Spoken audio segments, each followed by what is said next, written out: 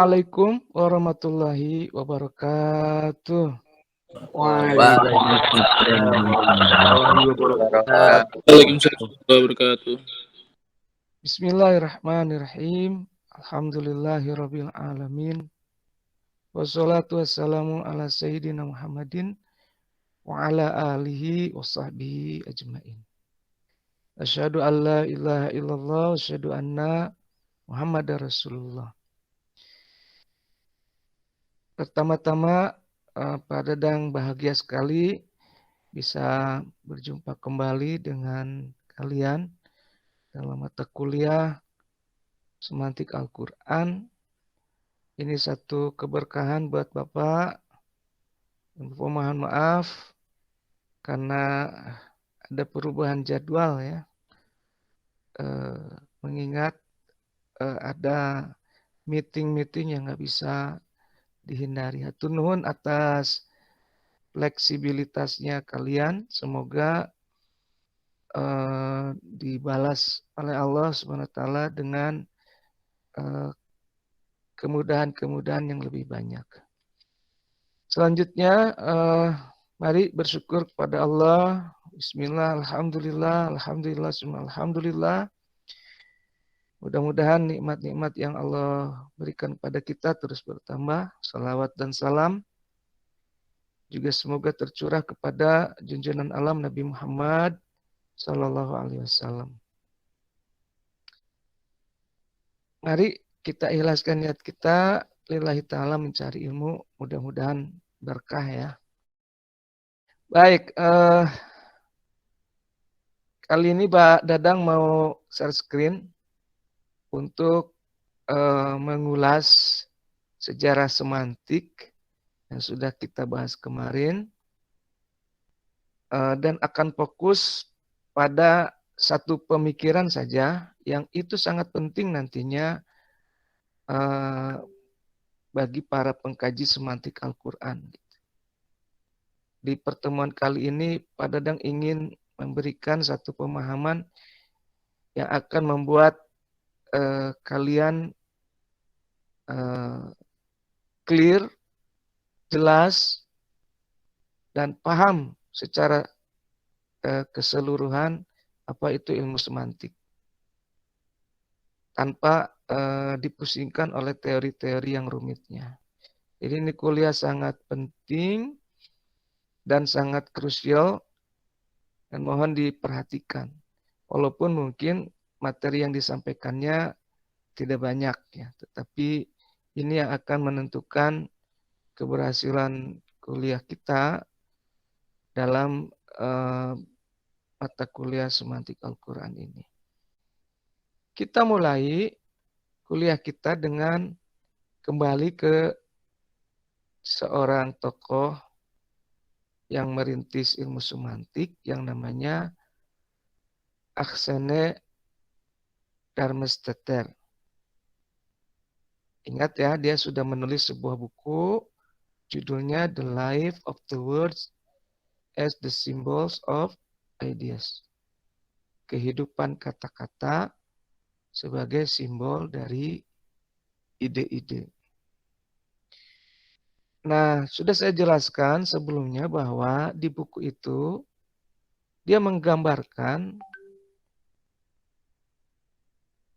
bahwa kata-kata itu seperti juga manusia. Lahir, tumbuh, berkembang, bergaul ke sana, bergaul ke sini, kenalan sama si A, kenalan sama si B, aktif di sana, aktif di sini. Lalu dari hasil pergaulannya itu ada yang berkembang menjadi lebih besar, lebih terkenal, lebih luar biasa. Ada juga yang mulai melempem, mulai memudar, mulai ditinggalkan, tidak dikenal, lalu mati, hilang begitu saja. Begitulah kata dia, kehidupan kata-kata sebagai simbol dari gagasan-gagasan. Nah, saya kali ini akan mengeksplor gagasan orang ini.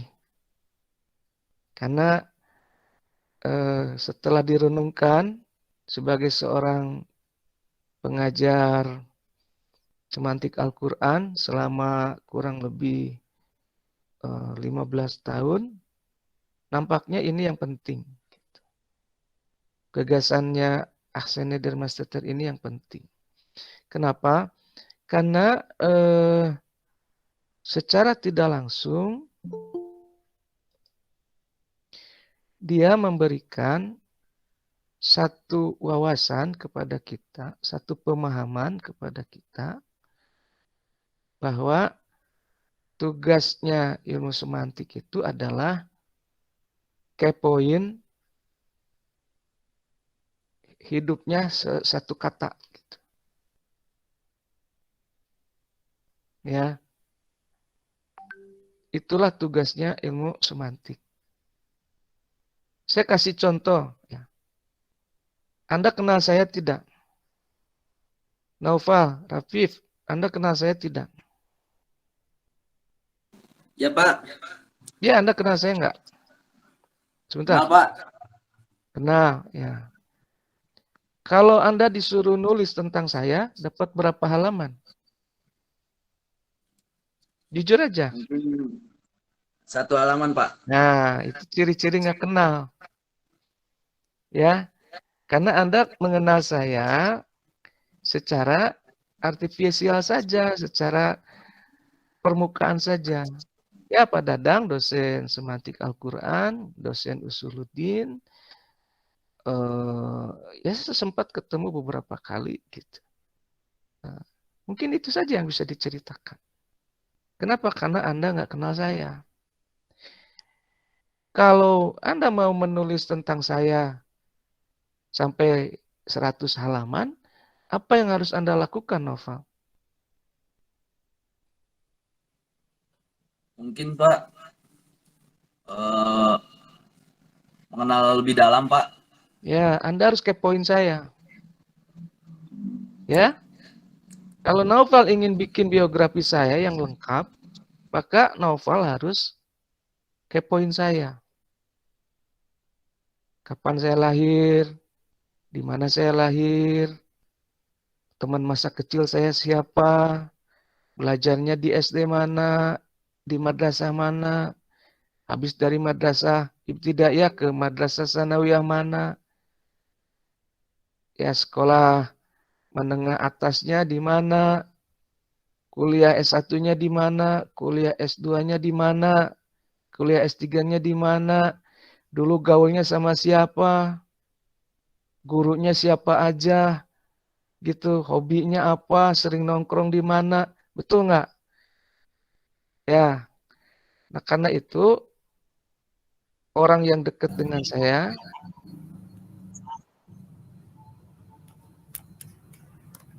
ya orang yang dekat dengan saya pasti akan bisa mengenal saya dan menulis banyak hal tentang saya, A to Z gitu.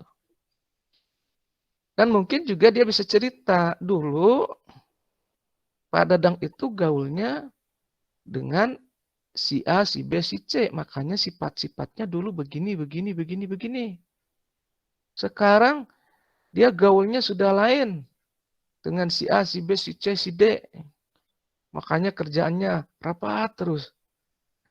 Gitu kan? Anda bisa cerita begitu. Bahwa ada perubahan dalam diri Pak Dadang gitu. Sekarang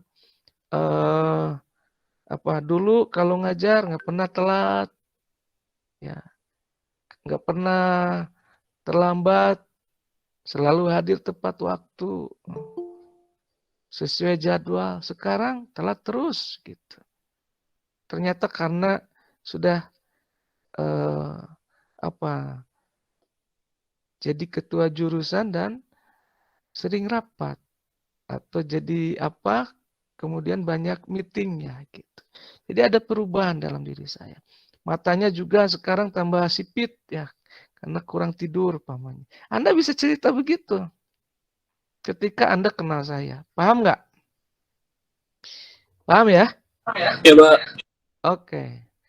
Saya nggak akan bisa cerita biografi satupun dari kalian.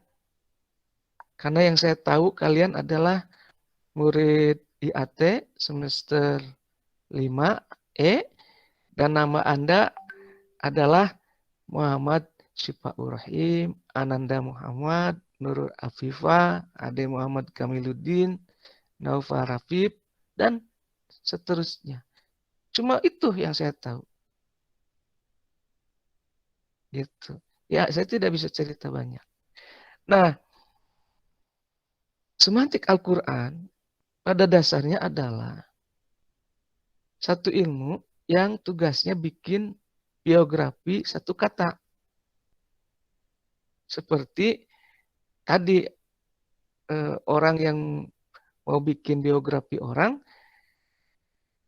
ya itulah tugasnya dan untuk tugas itu dia harus kepoin orang itu. Dari awal hidupnya sampai akhir hidupnya.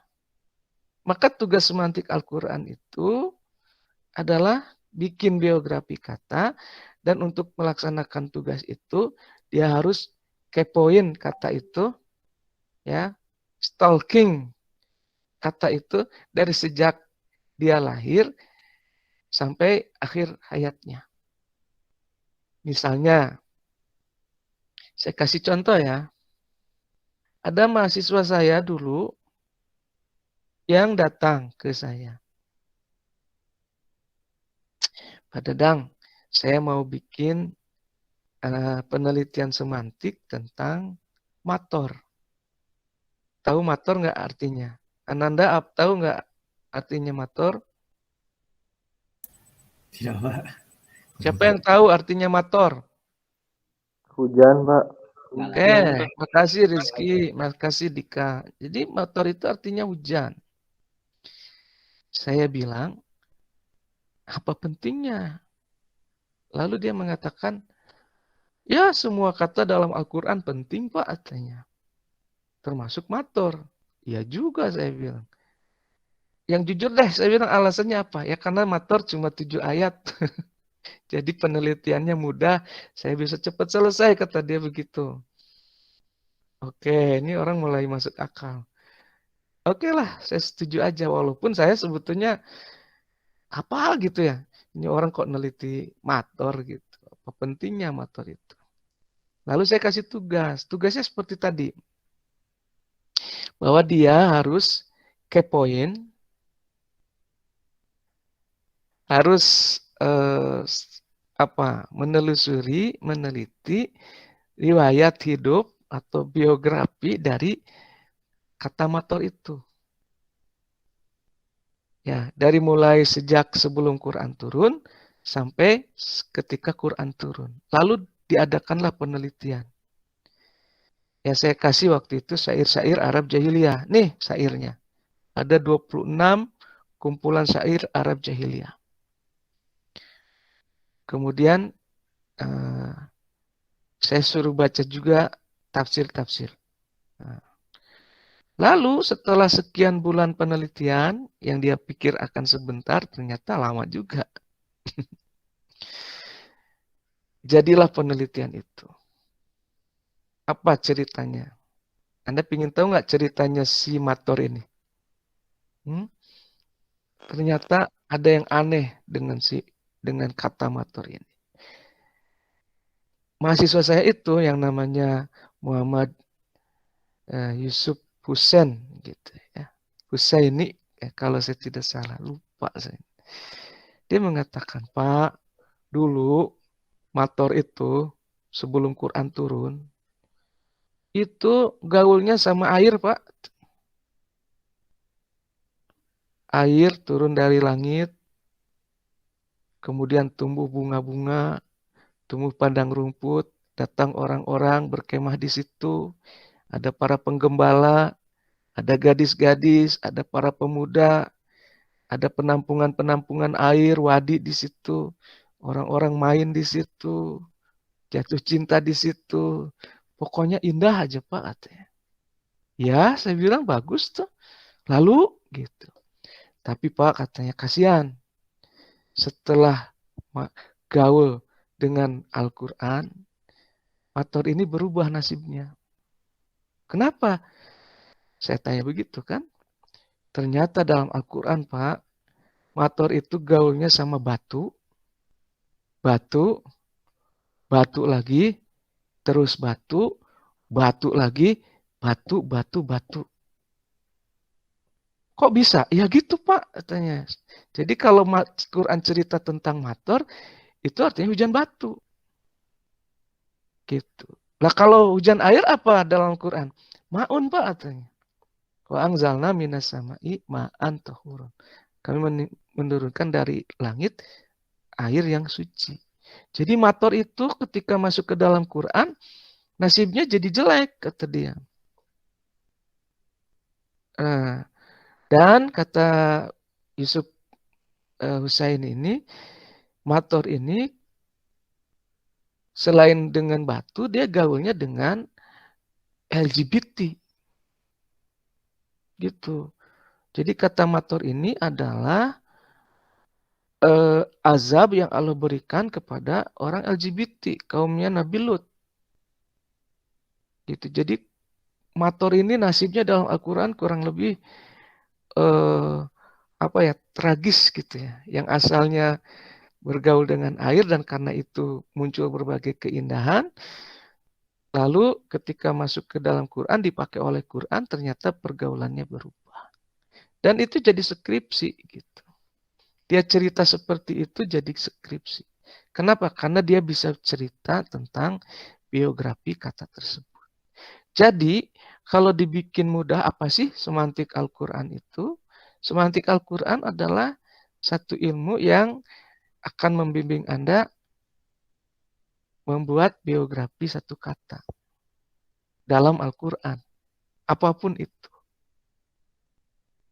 Gitu.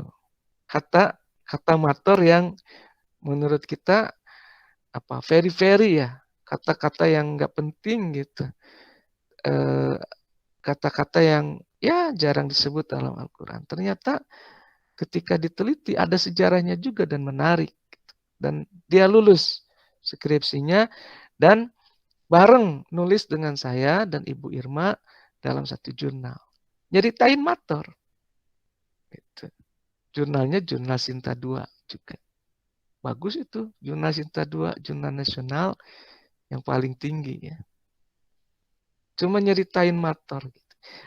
Intinya apa? Kalau Anda punya data, Anda kenal betul dengan kata itu yang Anda teliti, maka Anda akan bisa cerita banyak hal.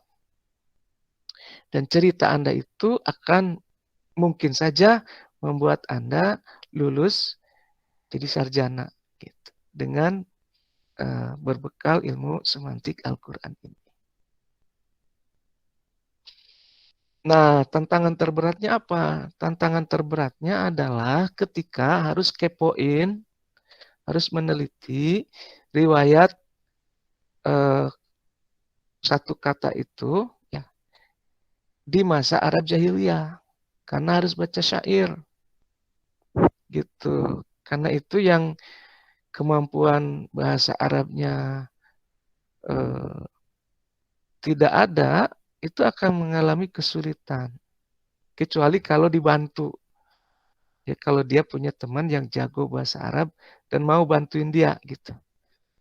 Bacain, terjemahkan, dan mengerti syair-syair Arab Jahiliyah itu. Gitu. Jadi belajar semantik Al-Quran ini akan lebih bagus kalau Anda paham bahasa Arab. Karena yang akan kita teliti semantik Al-Quran dan Al-Quran itu berbahasa Arab. Jadi kalau Anda ditanya apa sih sebetulnya intinya ilmu semantik, yaitu intinya ilmu semantik itu adalah bagaimana kita membuat biografi satu kata dari mulai dia lahir sampai dia mati. Gitu. Seperti seorang sejarawan menulis biografi seorang manusia dari mulai lahir sampai meninggal. Gitu. Sesederhana itu semantik ya. Oke. Kalau gitu saya mau minta beberapa dari kalian untuk menceritakan kembali apa yang saya sampaikan tadi. Oke.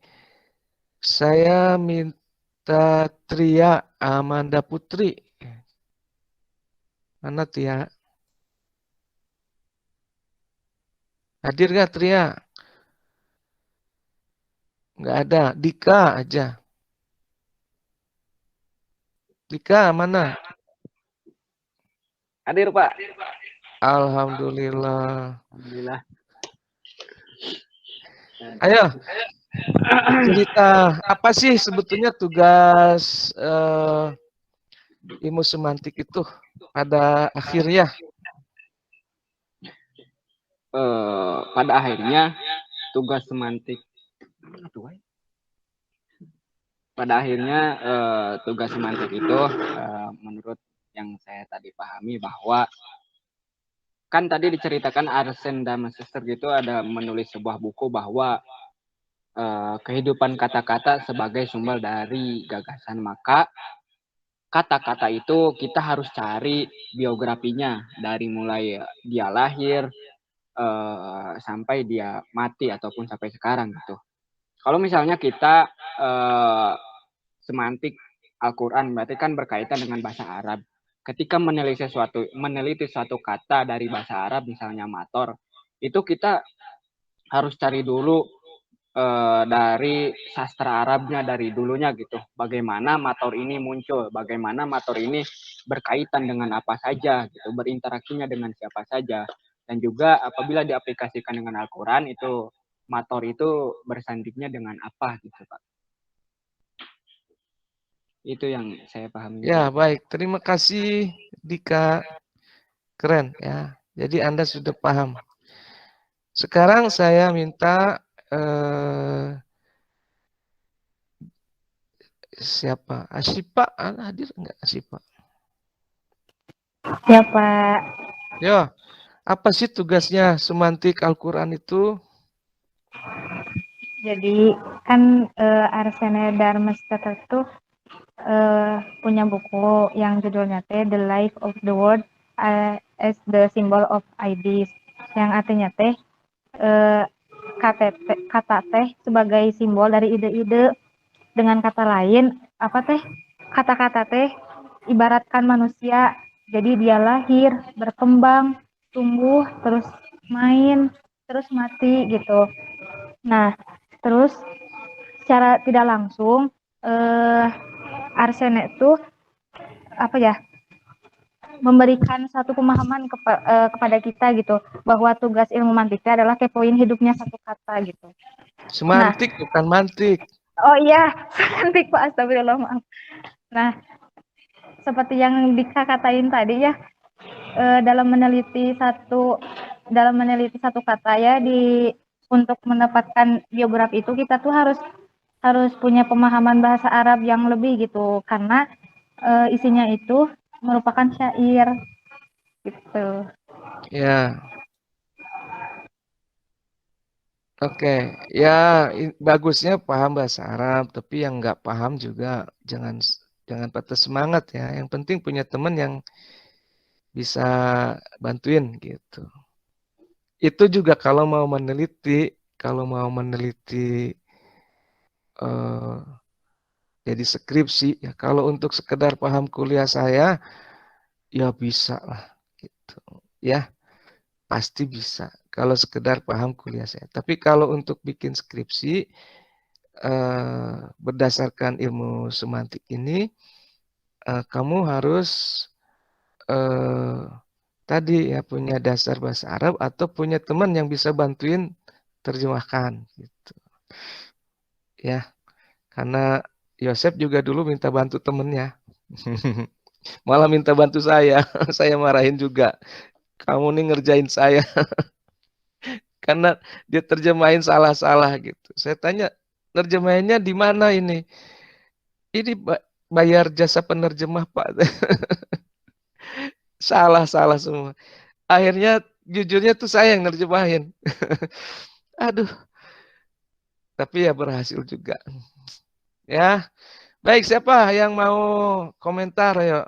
Sebelum saya teruskan ke gagasan besar dari tokoh lain selanjutnya, yaitu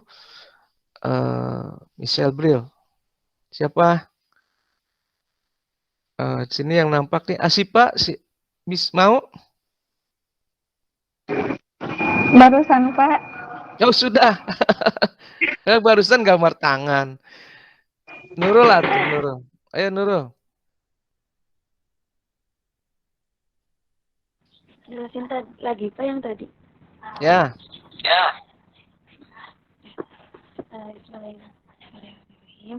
Nah, jadi yang tadi jelasin itu tentang buku ya, sebuah buku yang ditulis oleh Arifin Darmaster yang isinya itu membahas tentang kehidupan kata-kata gitu. Jadi sama seperti manusia ya, kata-kata juga itu kata-kata itu lahir, berkembang, bergaul hingga punah gitu ya, sama seperti manusia.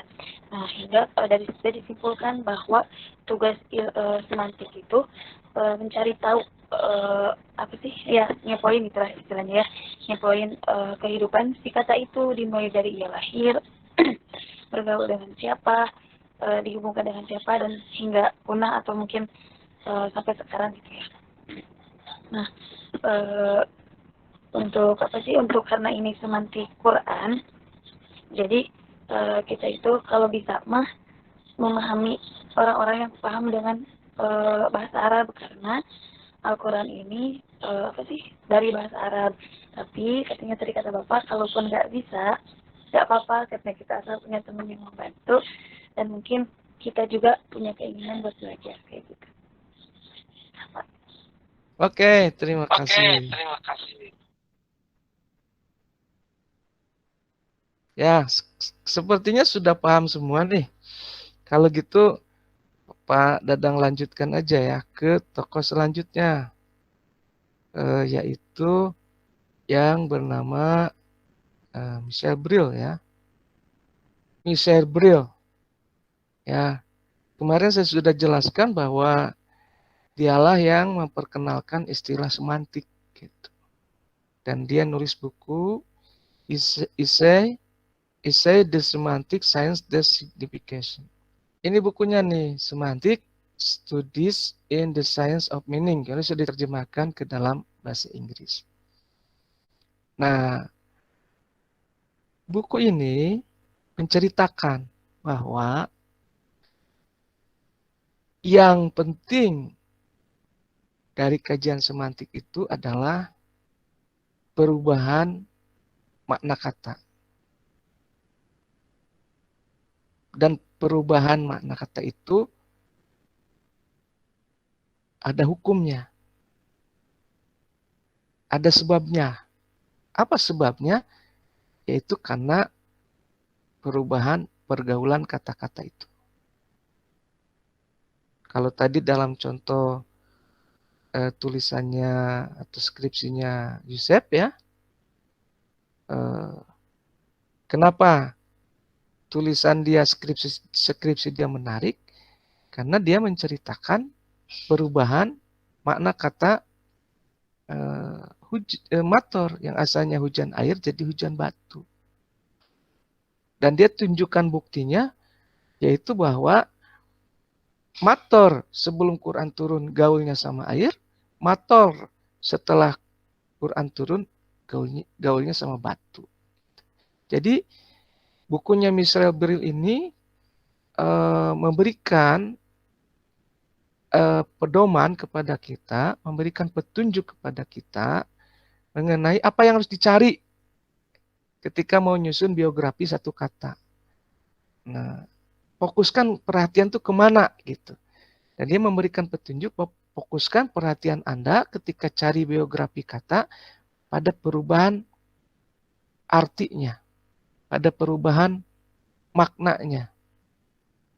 Gitu. Dan kata dia, kalau ingin tahu kata itu berubah atau tidak, ya cari aja tempat gaulnya, kira-kira gitu. Dia gaulnya dulu sama siapa, sekarang sama siapa, pasti artinya berubah. Ini gagasannya Michel Brill yang ketika dipadukan, dikolaborasikan dengan gagasannya Axel Master akan semakin mempermudah para peneliti semantik, termasuk para peneliti semantik Al-Quran, bahwa tujuan para peneliti semantik adalah mencari biografi satu kata, dan yang paling penting dari biografi kata itu adalah perubahan arti kata itu. Dan perubahan arti kata itu bisa dilacak dari perubahan pergaulannya. Gitu. Dulu gaul sama siapa, sekarang gaul sama siapa. Sekarang Anda paham ya apa yang dicari semantik? Jadi yang dicari oleh semantik itu pertama dia mencari biografi kata itu. Tapi yang lebih penting dari itu adalah perubahan maknanya. Dan untuk indikator dari perubahan mana itu adalah perubahan pergaulannya. Saya kasih contoh sederhana deh. Upamanya siapa di sini Muhammad Ilham misalnya. Muhammad Ilham dulu sebelum masuk UIN gaulnya sama sajadah. Ya. Setelah masuk UIN, nauzubillah min dzalik, umpamanya saja ini ya, gaulnya sama haram jadah gitu. Nah, kemudian Ade Muhammad bikin biografi Muhammad Ilham. Maka dicerita ada satu perubahan besar dalam diri Muhammad Ilham. Dulu sebelum ke UIN gaulnya sama sajadah. Makanya kemana-mana pakai peci, pakai sarung, pakai baju koko, naik motor aja pakai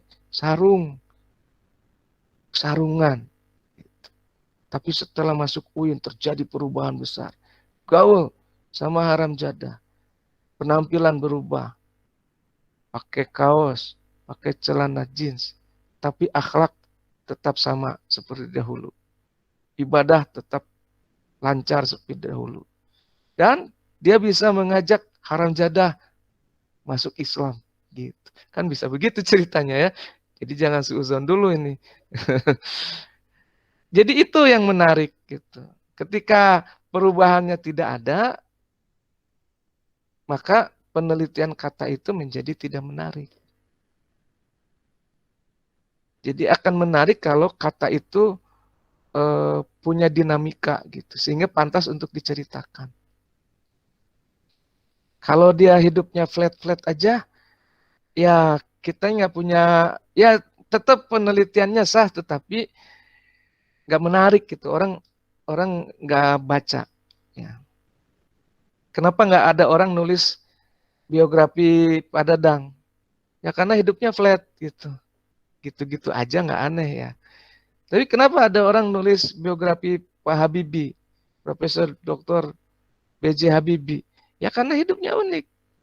Hidupnya menarik gitu, sehingga kemudian dibikin biografi. Nah karena itu, ini salah satu tip juga ya dari Pak Dadang. Nanti kalau mau bikin penelitian semantik, cari kata yang unik gitu. Yang hidupnya itu apa ya? Jungkir balik gitu. Menarik sehingga kemudian ketika diceritakan biografinya kepada orang-orang. Paham apa yang saya sampaikan? Salam Pak. Coba saya cek sekarang. Jenny Anwar.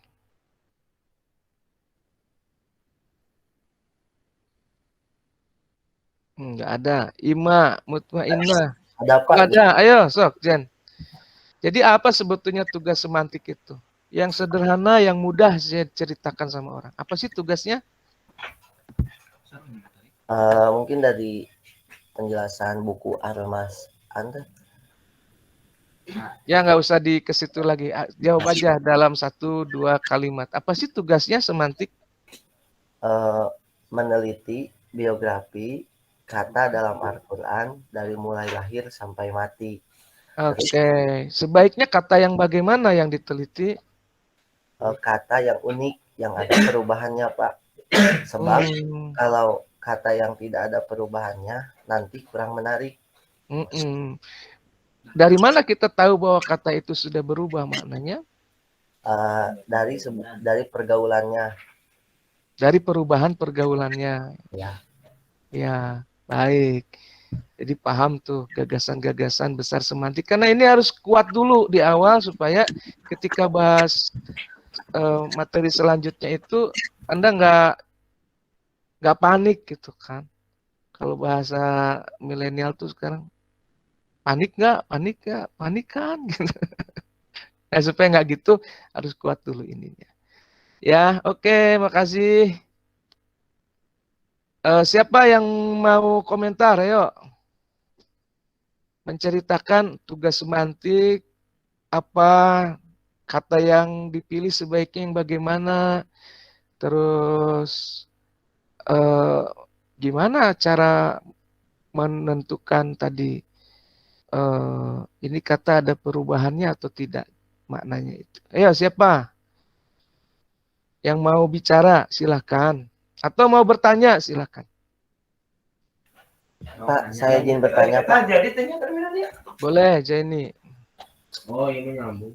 Kan tadi teh ada mator gitu ya, yang artinya hujan, tapi kalau semisal pergaulannya berubah. Kalau misal semantik ini disebutkan persamaan kata, boleh nggak, Pak? Seperti halnya kan ada mator, ada goisan kan hujan gitu. Ya. Itu bisa termasuk enggak, Pak, ke semantik?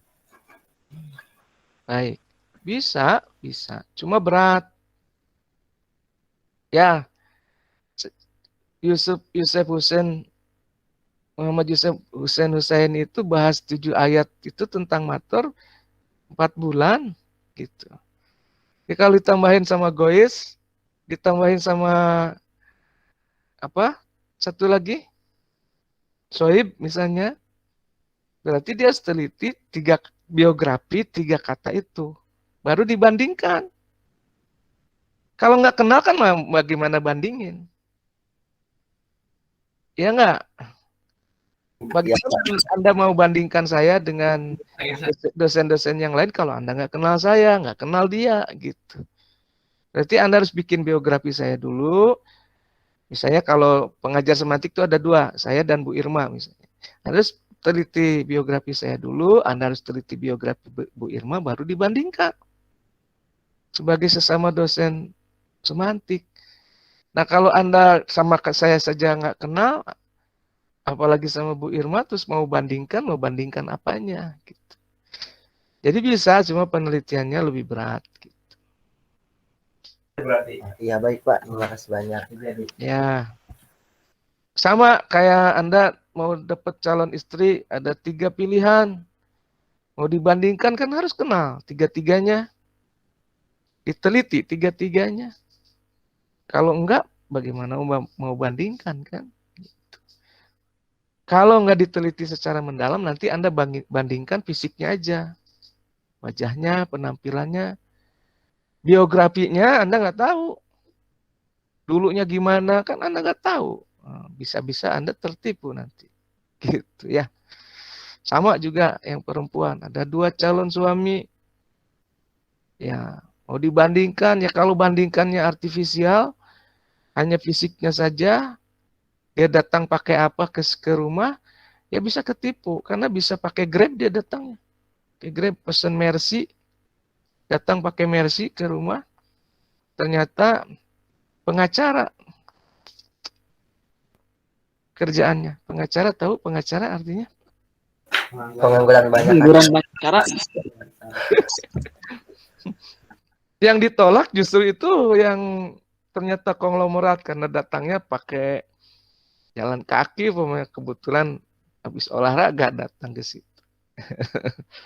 Ternyata dia miliuner karena Anda nggak teliti sampai dalam gitu. Jadi ya bisa tapi berat gitu. Menurut saya untuk anak untuk mahasiswa S1 yang ringan-ringan saja. Yang ayatnya cuma 7, 10, 15 gitu. Jangan di atas 20 lah. Gitu. Satu aja gitu, nggak usah dibanding-bandingkan. Mungkin untuk yang banding itu untuk S2 lah mungkin ya. Atau S3.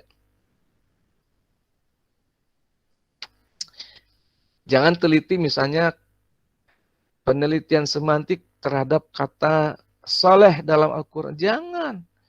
Soleh dalam Al-Quran ada 286 kata. Dalam 170 sekian ayat. Kapan selesainya? Gitu. Ya, contohlah Muhammad Yusuf Husaini yang pilih yang ringan-ringan, tetapi hasilnya menohok. Gitu. Saya juga kaget. Oh gitu Yusuf ya, gitu. Saya pikir motor itu hujan. Ternyata bukan hujan batu. Baik, ada pertanyaan lain? Jadi jika mutar dari Pak. Ya, ayo silakan. Berarti kalau misalnya analisis kata Sunda gitu sama berarti apa kita harus tahu dari Sunda buhunnya bagaimana gitu Pak? Sama bahasa-bahasa lainnya juga sama berarti Pak ya? Ya, sama aja. Saya kasih contoh. Pernah lihat, punten ya, pernah lihat anjing nggak? Pernah Ya. Pak? Pernah. Pernah ya. Kalau di sini saya tinggalnya di daerah Cipadung sini, sering ada orang bawa anjing pakai mobil kolbak. Saya tanya, mau kemana, Mang? Badai Moro Bagong, kata Pak. Gitu. Jadi memang anjing sama bagong itu musuhan.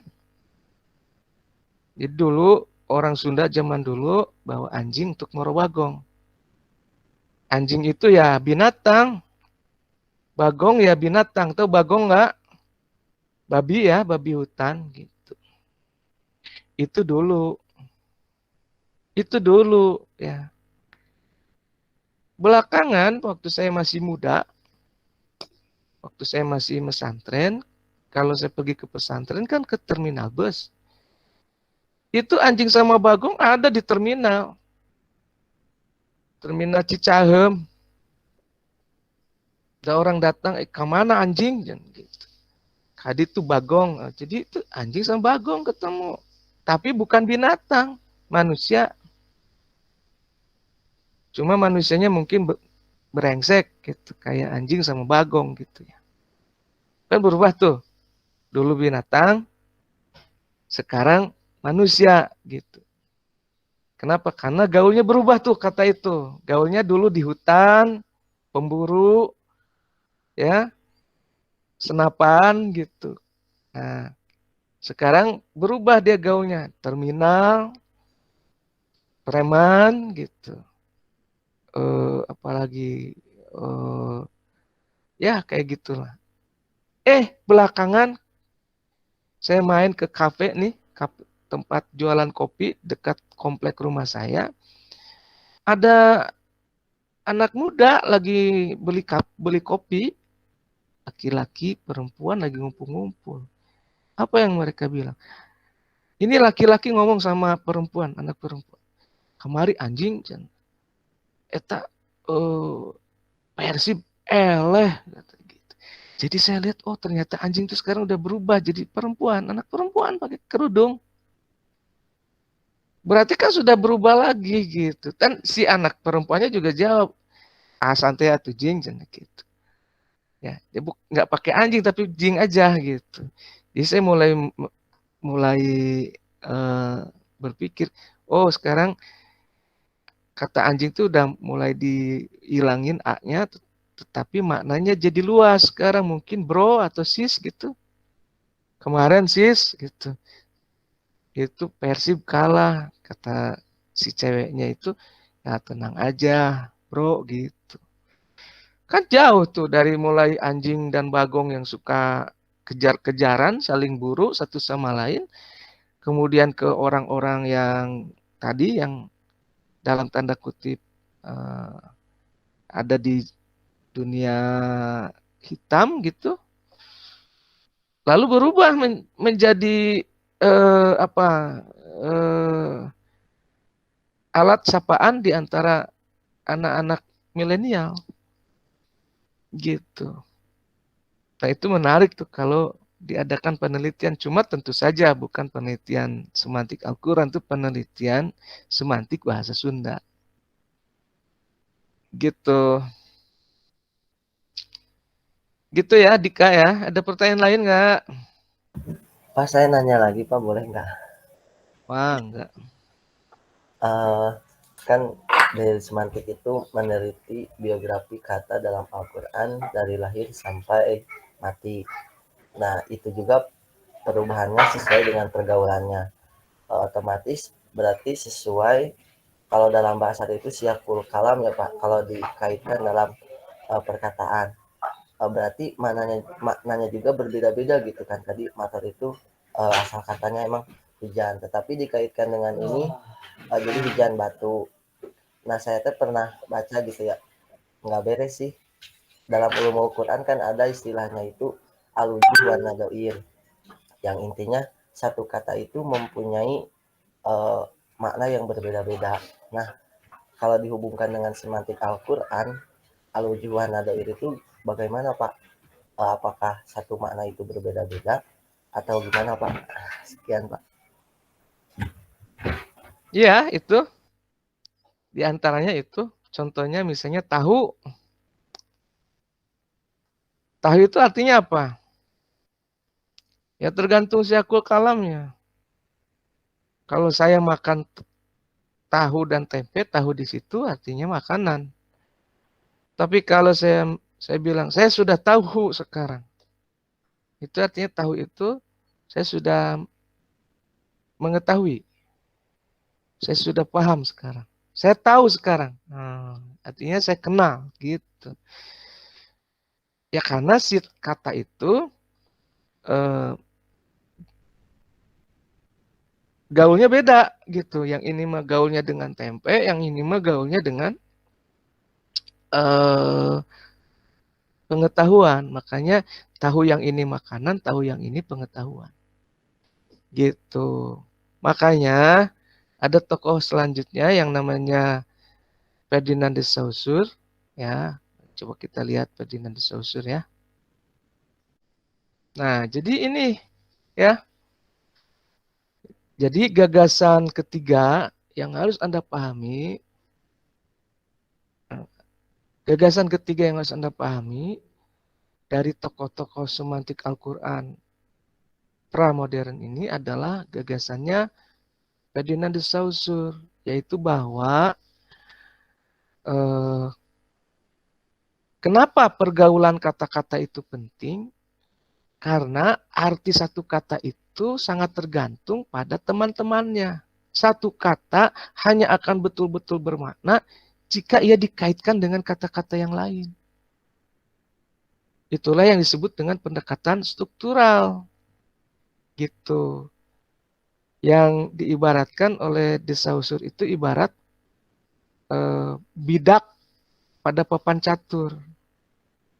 Ya, ketika bidak itu berserakan di kotak, dia nggak ada makna. Raja dengan pion itu sama gitu, sama-sama tergeletak, sama-sama cuma kayu atau batu saja. Tetapi ketika dia diletakkan dalam struktur yaitu papan catur, raja ditempatkan pada tempat raja, pion ditempatkan pada tempat pion, maka pion jadi pion, raja jadi raja gitu. Nah, kata-kata juga kata dia begitu. Kenapa penting untuk meneliti dengan siapa kata-kata itu bergaul? Karena pergaulan itulah yang akan memberi makna pada satu kata. Makanya ada satu ungkapan dalam mahfuzat, ya, anil mar'i la tas'al wasal an qarinihi fa innal qarina bil muqarani yaqtadi. Kalau mau tahu tentang orang, jangan tanya langsung sama orangnya. Lihat saja dengan siapa dia bergaul. Karena pergaulan akan menunjukkan siapa dirinya. Nah, itulah kira-kira gagasan Ferdinand de Saussure untuk memperkuat gagasannya Michel Bril. Jadi ada 3 tuh yang harus Anda perhatikan. Gagasannya Arsène Dermasteter bahwa tugas semantik itu adalah membuat atau meneliti biografi satu kata. Kemudian gagasannya Michel Bril bahwa yang penting dari biografi satu kata itu adalah perubahan maknanya. Ya. Yang ketiga adalah gagasannya Ferdinand de Saussure bahwa yang paling penting dari perubahan makna itu bisa dideteksi dengan melihat teman-temannya. Siapa teman-temannya itu? Gitu. Itu yang disebut dengan pendekatan strukturalisme. Jadi kenapa pergaulan itu penting? Karena pergaulan itu memberi struktur, memberi tempat. Ya, dari tempat itu kita bisa tahu nilai satu kata. Gitu. Itu gagasannya Ferdinand de Saussure. Paham nggak? Paham, Pak. Paham, Pak. Paham, Pak. Oke. Kalau gitu saya mau cek dulu sekali setelah itu atau 2 kali setelah itu kita tutup kuliahnya ya. Rifani, Salman, mana Rifani? Hadir, Pak. Di jalan ya? Atau di mana nih?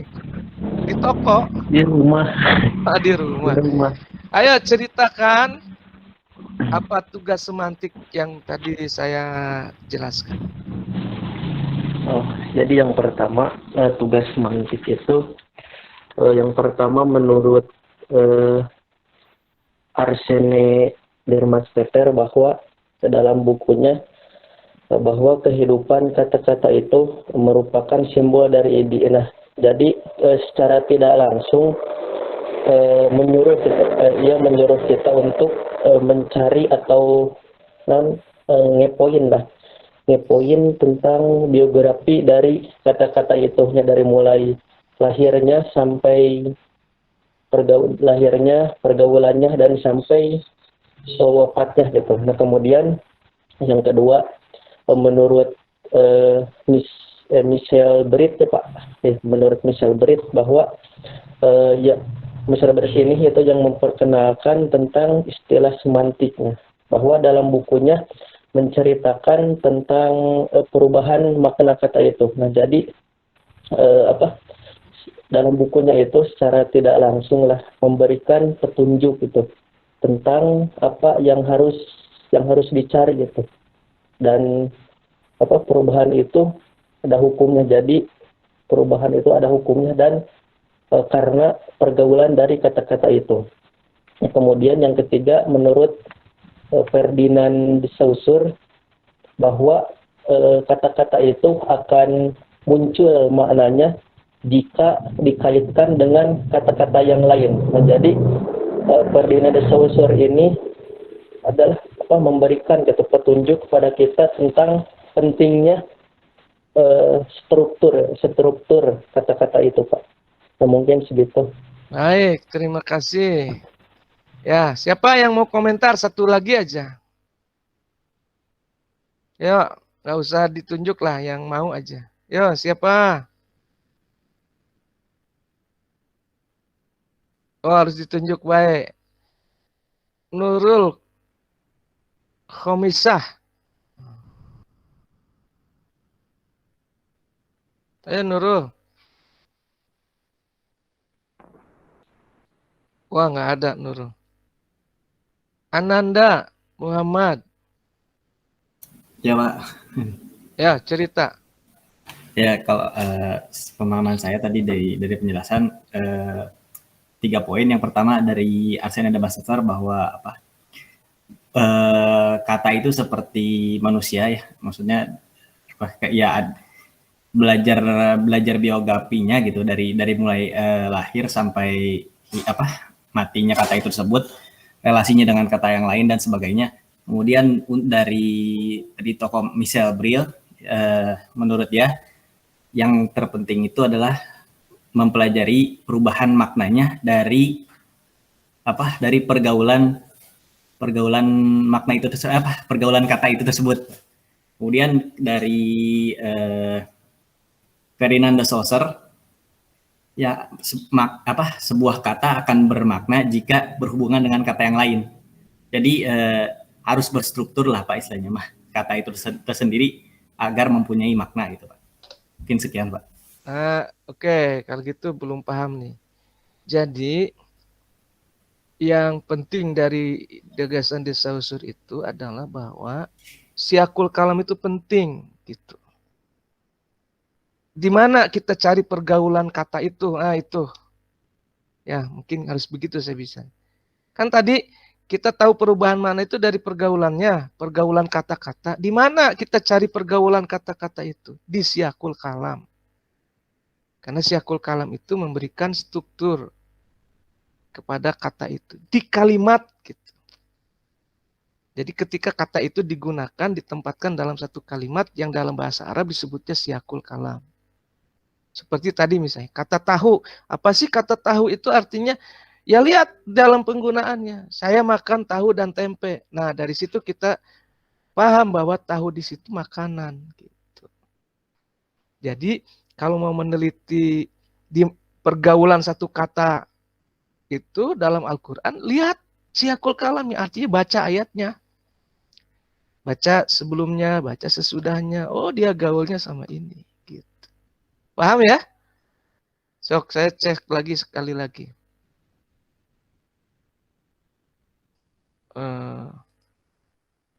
Gitu ya gagasannya siapa?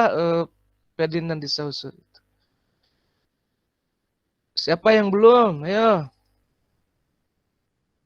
Asep Panji. Ayo Asep. Hadir Pak. Sok. Cerita yang gagasan-gagasan besar semantik tadi. Jadi Pak, inti dari pelajaran semantik Al-Quran itu ialah meneliti biografi kata-kata yang ada dalam Al-Quran dari mulai kata tersebut muncul hingga sekarang atau hingga kata itu mati. Yang mana lebih baik jika yang diteliti itu kata-kata yang unik Pak, yang mengalami perubahan. Kemudian dari buku karya Michel Bril yang tadi, Semantic Studies in the Science, yang itu Pak, buku tersebut intinya adalah membahas bahwa yang terpenting dalam semantik adalah perubahan makna katanya, yang mana hal tersebut bisa dilacak lewat pergaulan kata tersebut. Mungkin itu Pak. Terakhir, Ferdinand de Saussure gimana? Yang Ferdinand itu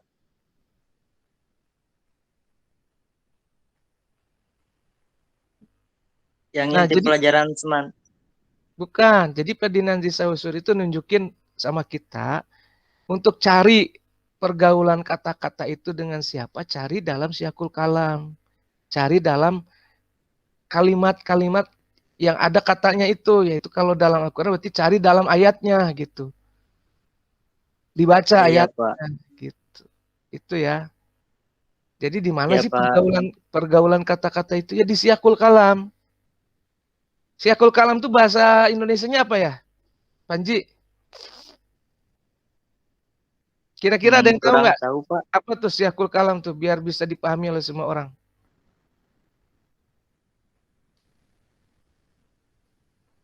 Apa tuh siakul kalam?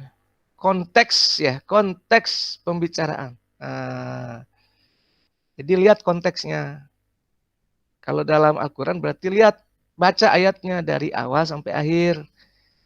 Misalnya kita mau meneliti apa itu Alhamdulillah. Ya, lihat dalam surat Al-Fatihah, Alhamdulillahi Rabbil Alamin. Gitu. Itu berarti satu siakul kalam. Satu kalimat gitu, satu ayat. Ya. Dilihat di situ. Oh, dalam ayat itu Alhamdulillah gaulnya sama Allah. Gitu. Berhubungan artinya ya dengan Allah. Alhamdulillah itu dengan Rob, bukan maaf dengan Rob, dengan Rob, dengan Allah gitu, dengan alam. Nah gitu. Jadi di situ ada 3 relasi. Alhamdulillah itu Allah, bukan alhamdulillah itu berhubungan dengan kata Allah, dengan kata Rob, dengan kata alam gitu. Lalu di mana lagi yang ada kata alhamdulillah? Lihat. Nah, di ayat itu yang ada kata alhamdulillahnya, misalnya di surat Al-Isra. Alhamdulillahilladzi asra bi abdihi. Bukan. Itu mah subhanalladzi. Di ayat apa lagi? Coba yang hafid di sini. Al-Kahfi, Pak. Ya. Ayatnya alhamdulillah. Di mana ayatnya? Surat Al-Kahfi, Pak. Iya, gimana ayatnya? Alhamdulillahilladzi anzala ala abdil kitaba wa lam yaj'al lahu iwaja, gitu ya? Betul ya? Iya, Pak. Ya. Ya, Pak. Berarti di ayat itu alhamdulillah gaul dengan kata Alkitab, Abdun, Allah, dan apa lagi? Iya itu. Dalam ayat itu, berarti dalam ayat itu kata alhamdulillah gaul dengan kata Allah, dengan kata kitab, dengan kata abdun. Nah, gitu. Lalu dicek lagi di ayat yang lain. Apa bunyinya? Lalu dilihat dengan kata apa aja dia bergaul. Jadi dari situ kita bisa lihat pergaulan satu kata. Oke. Satu lagi mudah-mudahan jawabannya memuaskan. Siapa sok yang sanggup supaya cepat beres di kelas ini? Saya gitu. Ayo. Nanti saya kasih kasih reward. Saya Pak. Nah, sok Andisa. Jadi tugas semantik itu ada 3 poin yang tadi Bapak jelasin, yang saya tangkap. Yang pertama dari Arsene Demistetter, di bukunya ditekankan bahwa semantik itu bertugas untuk membuat biografi dari satu kata. Biografi satu kata. Jadi untuk mendapatkan penjelasan semua itu, kita harus stalking kata itu sampai kita kenal dengan kata itu, sehingga kita bisa membuat biografinya atau penjelasannya. Yang kedua, dari Michel Brel, yang menjelaskan pada bukunya itu tentang tujuan terpenting itu adalah perubahan makna kata. Makna kata yang disebabkan pergaulan kata-kata dari kalimat tersebut. Jadi ditentukan dengan pergaulan kata-kata.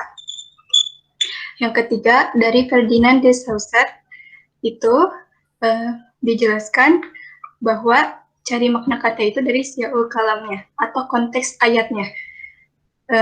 Pergaulan kata-kata penting karena kata akan bermakna jika digabungkan dengan kata yang lain, sehingga berbentuk strukturalisme atau perubahan makna yang dipengaruhi oleh pergaulan kata-katanya. Ya itu benar, tetapi ini poinnya bukan itu. Jadi Ferdinand de Saussure itu nunjukin sama kita. Kan kata si Michel Brel, perubahan kata-kata itu bisa dilihat dari perubahan pergaulannya dengan siapa, betul ya? Betul ya? Bisa? Iya betul Pak. Ya. Lalu kan timbul pertanyaan, emang di mana gaulnya? Nah, Ferdinand de Saussure itu kira-kira nunjukin gaulnya itu di struktur. Gaulnya itu di siyakul kalam. Gaulnya itu di kalimat yang menggunakan kata itu. Kalau dalam konteks Quran berarti gaulnya itu di ayat yang ada kata itu. Paham nggak? Belum Pak. Belum ya? Oke, saya ulangi. Kata Arsene Demistetter, tugasnya semantik itu nyusun biografi satu kata. Oke, paham ya yang itu. Lalu kata si Michel Brel, yang penting dari biografi satu kata itu adalah perubahan makna kata itu. Ya. Ya, supaya menarik gitu biografinya. Nah, Misal juga bilang, untuk mengetahui perubahan makna kata, lihat perubahan pergaulannya. Betul ya? Ya, betul. Nah, pertanyaannya, di mana kita bisa lihat pergaulan kata itu? Tempat nongkrongnya di mana gitu, paham nggak? Kan kalau gaul itu harus ada tempat nongkrongnya, harus ada tempat kongko-kongkonya. Kalau sajadah nongkrongnya di masjid kan, kalau saram jadah nongkrongnya di mana gitu, tempat maksiat mungkin gitu kan? Ya. Nah ini kata ini nongkrongnya di mana? Nah, Ferdinand de Saussure mengatakan tempat nongkrongnya kata itu ada di struktur. Struktur itu artinya susunan kalimat. Gitu. Kalau yang dalam konteks Al-Quran itu berarti tempat nongkrongnya kata itu ada di ayat. Makanya langkah pertama mau lihat dengan siapa kata itu gaul, baca ayatnya. Paham nggak Anissa? Belum? Belum ya? Coba jelasin sama Nurul deh. Biar ya sama kamu jelasin. Saya Pak. Ya. Ya. Itunya aja yang intinya aja mungkin. Jadi kan tadi teh apa sih semantik teh katanya teh membahas tentang perubahan makna dan perubahan pergaulan. Nah, untuk mengetahui perubahan kata perubahan pergaulan itu di mana? Nah, Ferdinand de Saussure ini teh menyebutkan yang pergaulan yang terjadi teh dalam struktur atau dalam siakul kalam. Kalau mungkin ini semantik Quran berarti dalam ayat. Nah, jadi kalau kita pengen tahu perubahan kata itu atau pergaulan kata itu di mana teh, kalau dalam Quran kita baca ayatnya atau baca strukturnya atau baca siakul kalamnya, gitu. Ya, gitu. Jadi tempat gaulnya kata-kata itu kalau dalam Al-Quran ya di dalam ayat. Gitu. Tempat nongkrongnya kata-kata itu ya di dalam ayat. Misalnya gini dalam kasus Mator tadi, kenapa kita tahu Mator itu gaulnya sama batu? Ya di ayat. Ada ayat Quran 7 ayat, di 7 ayat itu Mator berhubungan dengan batu gitu. Jadi kita tahu bahwa sekarang pergaulannya sudah berubah. Ya, dan di mana kita tahunya? Ya dia nongkrong di ayat ini bersama batu. Nongkrong di ayat selanjutnya bersama batu. Nongkrong di ayat selanjutnya lagi bersama batu. Nongkrong di ayat selanjutnya bersama kaum Nabi Lut gitu. Jadi kita tahu tempat nongkrongnya di situ, di struktur kalimat gitu. Yang dalam bahasa Arab disebut siakul kalam. Yang kalau dalam bahasa Al-Quran disebutnya ayat. Ayat Al-Quran surat Anu ayat sekian. Nah, di situ nongkrongnya. Maka perhatikan ayatnya itu. Karena itulah tempat nongkrongnya. Kata itu. Gitu. Paham ya Anissa ya? Coba ulangi Anissa. Jadi menurut Ferdinand de Saussure itu kan tadi dibahas di atas ulangi deh dari awal. Dari mulai gagasan utamanya Alexander de Masteter, bagus tadi penjelasannya. Singkat, padat, jelas. Gagasan utamanya Misal Bril, lalu gagasan utamanya siapa? Ferdinand de Saussure. Yang pertama dari Alexander de Masteter itu menegaskan di bukunya bahwa ilmu semantik itu bertugas membuat biografi satu kata, yang dimana kita harus menstalking dulu kata tersebut agar kita dapat membuat penjelasannya. Yang kedua, Misal Bril dalam bukunya menegaskan bahwa ilmu semantik itu yang terpentingnya itu perubahan makna kata yang disebabkan pergaulan kata-kata tersebut. Yang ketiga dari Ferdinand de Saussure. Seperti yang udah dijelasin dari misal Braille, yaitu yang terpenting itu kan perubahan makna yang disebabkan pergaulan kata-katanya. Nah, dari mana kita mengetahui pergaulan kata-katanya? Dijelaskan oleh Ferdinand de Saussure bahwa pergaulan kata-kata dapat dilihat dari struktur kalimatnya atau siyaul kalamnya. Yang misalnya kalau kita sedang meneliti Al-Quran, berarti kita harus mengetahui konteks ayatnya. Berarti kita lihat di dalam Al-Quran kayak gitu, Pak. Ya, oke. Terima kasih. Satu lagi deh. Satu lagi saya tutup. Siapa yang mau jadi apa tuh? Yang mau benturin ke tembok nih? Berkorban supaya kuliahnya selesai. Ayo. Yang siap siapa?